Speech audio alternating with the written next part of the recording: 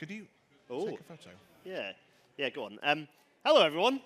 No, it's a bit quieter than earlier session. It's the end of the day. Oh, look, what's that? EDI getting dumped at the end. Afterthought, dumped at the end. Absolutely classic. I am delighted to have Poggy Murray Whitham with me. I'm already merging your last two names into one here. Yeah. Sorry, Poggy's here. We are talking about building the. Well, I tell you, it's a hot topic at the moment, isn't it? Because it's you know, as we know, DEI is gone. And as a result of that, air traffic control in the US seems to be ditching every 10th plane. So yeah, so it's an interesting time to be you know, topical discussion point. And in our railway, thankfully, we're a little more enlightened in that at least the language at the top continues to be that diversity is actually an incredibly important part of us having a functioning railway system. But is that language matched by action? Well, let's dig into that. First, we've also got absolutely no bloody time. We've got like 15 minutes. So I'm waffling in half-hour mode. Poggy, I'm going to shut up. Can you start, firstly, by telling us a bit about yourself, a bit about your background, and what brought you into talking about, you know, basically what brought you into EqualEngineers? Tell us the story. So my background's in automation engineering. This is by far not my first rail life. I spent 10 years designing systems for safety, efficiency, productivity for mobile plant machinery across construction, road rail construction, agriculture, forestry, those sorts of things. So this was very much what I was doing when I was in technical engineering. Had a good career, had a good around a decade in that sector. 10 years of success, but 10 years of discrimination, isolation, abuse alongside that. Did well, got to senior management level, but the cumulative impact of bias took its toll. So last year I transitioned full-time to working on DEI. But in the past year I've been recognised by a few different institutions. I've won a couple of awards. Only 2 weeks ago I was named as one of the top 100 professionals in manufacturing in the UK. So it's nice to have some validation that this is where I should be. Yeah, absolutely. Look, there's a lot that comes up in terms of diversity, in terms of what our workforce looks like. But as two men sat having this discussion, maybe we should focus on one of the things that maybe isn't talked about as much in the industry, which is masculinity and the toxicity around some of the energy behind masculinity. And you know, you've done some research on this. You've looked at our industry in relation to masculinity. What did you find? What's the connection between that? I'm going to give a trigger warning at the top of this for suicide and self-harm. A statistic that is quite commonly known is that the biggest killer of men under the age of 50 in the UK is suicide. Something that's less well known is that men who work in construction are more than 3 times as likely to die by suicide than the national average. That isn't talked about as much. Yeah. And in the research that we've done over the past 6 years, we have seen some very worrying statistics. Our research shows that our research showed back in 2019 that 1 in 5 engineers had considered suicide or self-harm at some point in their career. That increased from 1 in 5 to 1 in 4 when I repeated that same survey in 2022. So the situation isn't improving. Yes, that was post-pandemic. We had the COVID-19 situation in the middle of that. But less than half of those same people are comfortable talking about that situation with their employer. Yeah. That's really concerning. It's not just a well-being issue, it's a safety risk. As any physical safety risk should be taken seriously, psychological safety and mental well-being should be taken seriously as well. Yeah, killing someone under a road rail vehicle and killing them through work pressure, meaning they commit suicide, you've killed one of your staff members. Yes, absolutely. They should be treated equally. Absolutely the same. Absolutely. Yeah, as someone who I'm quite comfortable to say, as someone who's considered suicide and being in that situation from a mental health perspective, yeah, the statistics are frightening. But I did not know that the 3 times more likely. 3 times more likely. It's staggering. So we hear. So right. And just to give some context, that's engineering, manufacturing, construction. It is between 85 to 90% men, so it does have an impact. But also, the research that we've done is not specific to men. It's across 800 to 1,000 engineer responses we get each year. We found that 80% of respondents across all genders have some form of emotional or mental ill health concern at some point of their career, so more than 80%. But there is still this what we see commonly as a response is the unsafe norms and expectations of men in particular in engineering still remain. That kind of traditional, the men need to be the breadwinners, they're not allowed to show emotion. There's still a strong feeling. 70% of respondents said that they still feel those pressures in the workplace, and so it does have an impact on work. And that's Absolutely. why it's particularly important for rail, you know. Yeah, well, yeah, it's funny, walking around Rail, I've been coming to Rail Live for as long as Rail Live has been at Long Marston, and it's been nice to see that the diversity of the people that I'm brushing shoulders with has improved. It really You're no has. longer the one massive Noticeably black so guy this year. walking around. Like, Yeah. I've seen 2 other black guys with dreads this year. That I cannot say of previous years. This year has been noticeably better, I must say. Yeah. But with that, so that's positive. We are seeing the fact that we are thankfully getting a more diverse industry, and with more diversity comes the ability to tackle more diverse challenges and to do that better. Or does it? I want to ask, so I'm here saying that as, does the evidence actually back me up on that? Yes. Yeah, absolutely, categorically. Multiple studies have shown this. Studies have shown that motivation and performance are increased with more inclusion, more a sense of safety and belonging within a team. Again, to throw some numbers at you, because engineers love numbers. It's true. Companies with inclusive leadership are 17% more likely to have high performance. Companies with ethnic and gender diversity in their executive leadership team are nearly 40% more likely to financially outperform the industry mean. And even when we look at recruitment, a study that was done specifically in engineering showed that over 80% of engineers consider diversity important when choosing a company to work for. So the evidence is absolutely there, but it needs to be in the right environment. And this is something that I see particularly in engineering, is that some companies focus on diversity and not necessarily on inclusion. And what you tend to get is an entry level, which is quite diverse, but those people leave, and so when you go up the ranks, it's still as you would expect of an engineering company. And it's what I find particularly interesting coming from an automation background is I've spent 10 years designing systems for safety, efficiency, productivity. And so if a machine is unsafe, if it's inefficient, if it's underperforming, we redesign it. And then as engineers, we're very happy to put time and effort into monitoring our systems, but we don't apply that same engineering logic to the people behind the machines, and they're just as business critical.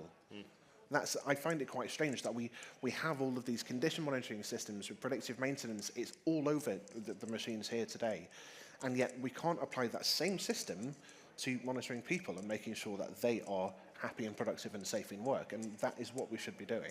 I think someone I find quite inspiring on this is someone who is right at the very top of our industry, and it is reassuring when someone with some level of, in this case I'm talking about Alex Hines, who's like one of the rail industry's most important figureheads, head of rail at DFT, and is also the rail industry's kind of one of its more prominent gay, he is gay, and has had a chance to talk about the fact that he's written very eloquently about him being increasingly able to talk about the fact that, be like openly and comfortably who he is, allows him to do his job better.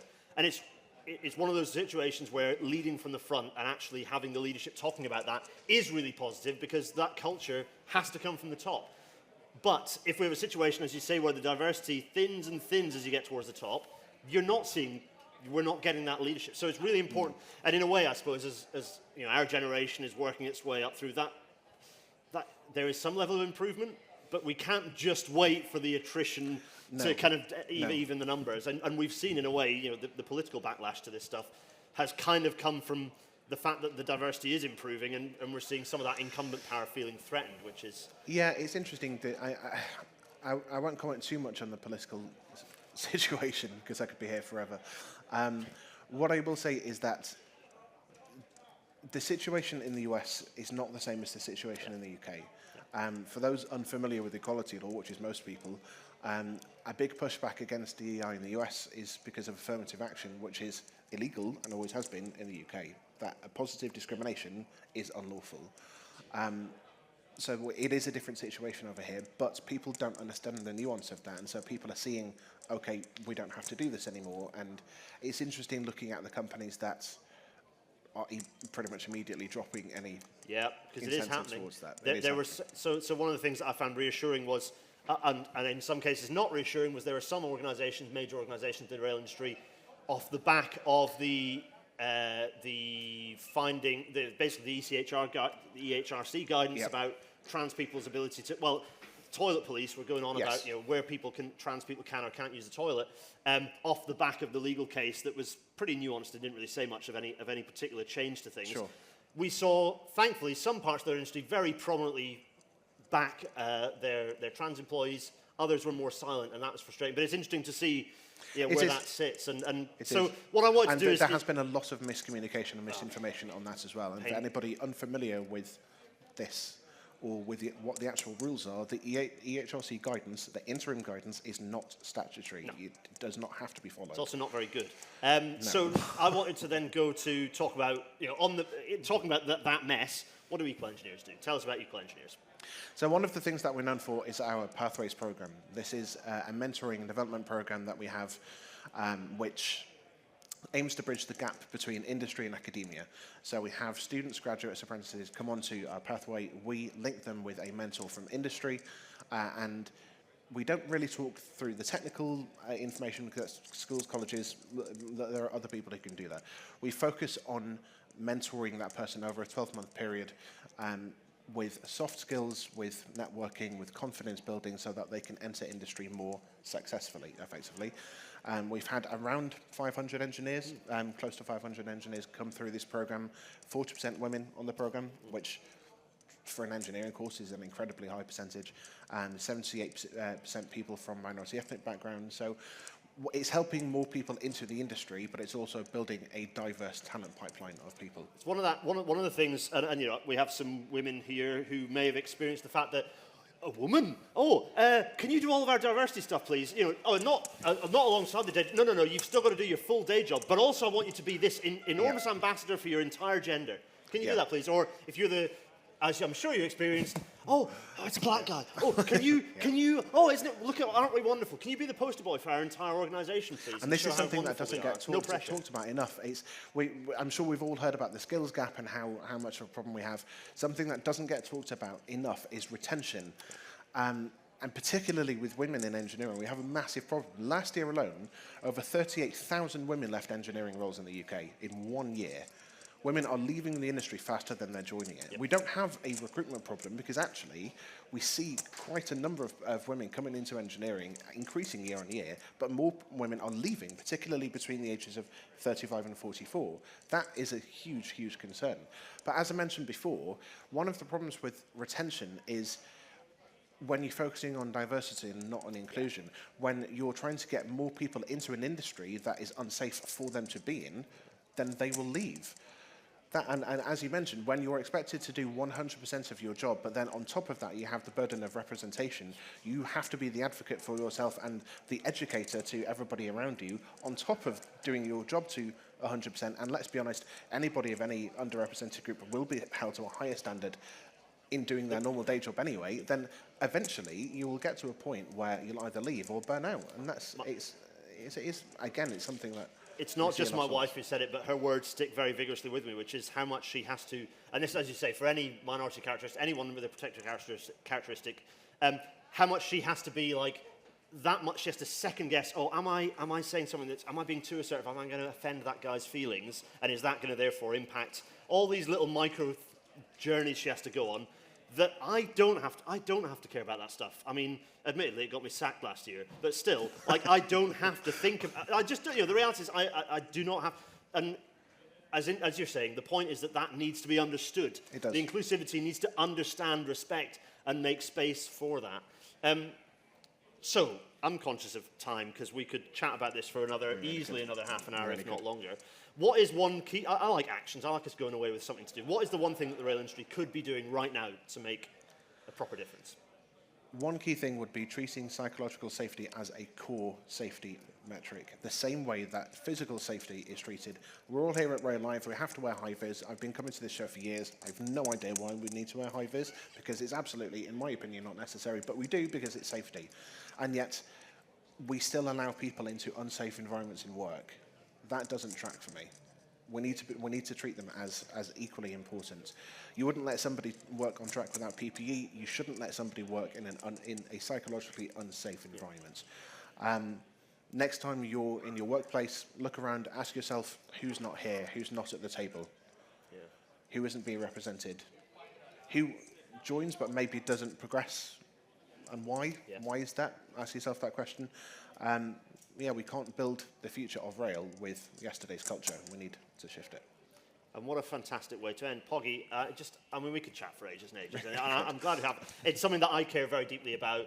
I'm sorry it's only 15 minutes, and I need to get my elbows in and make sure it's in the middle of the day so that we can just basically lock the fence and make sure that everyone stays in. But for those of you who are here, thank you so much for being here. It is an incredibly important subject that both of us care very much about, and Poggy's actively seeking to make things better. So look up EqualEngineers. And happy to answer questions afterwards. Yes, I was going to say, come and speak afterwards. I wanted to make sure we had the full 15 minutes of chat. But for those who are moving on, safe journeys, and I might see a few of you tomorrow. Poggy, thank you so much. Thank you very much. Thanks so much, folks. A delight. Well, that's a small room. I don't have to, we're all one big lump. Thanks for joining.